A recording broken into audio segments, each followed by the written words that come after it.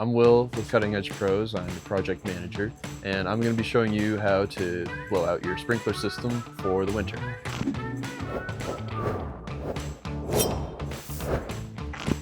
So, first thing is going to be shutting off your main water supply, which there should usually be a tag on it or some kind of writing that says sprinkler system, and you're just going to turn that off.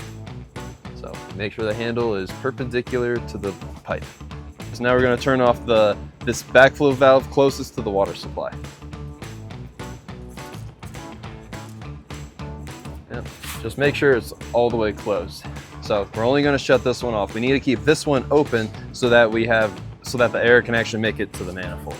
So now if I had an air compressor, I would attach an air compressor right here to this valve, to this pitcock right here. But at the moment I don't have an air compressor. Then what you would also do is on this pitcock, there's this little screw here. You're going to want to twist the screw so that the line in the screw is in line with where you hook up your air compressor. So then the next thing you're going to do is you're going to open one valve at a time. You're going to start with the valve that's either farthest away from the water supply, or if you know which valve runs to which sprinkler zone, start with the sprinkler zone that services the most elevated portion of your lawn. So then once you have your air compressor on, you got the system all pressurized, you're going to open this valve. You're going to open the farthest valve. You're just going to twist it to the on position.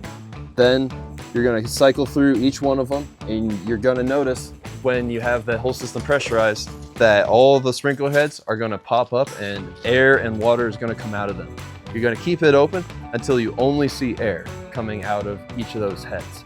Then once it's only air, you go and you can turn the valve off, and then you move on to the next valve. And you do that for each of the zones. All right, then the final thing you're going to do is, depending on how many manifolds you have in your system, and if you have an end-of-the-line valve, you're going to open up that valve once you turn your air compressor off. So make sure to turn your air compressor off first. Then you're going to go and open your valves.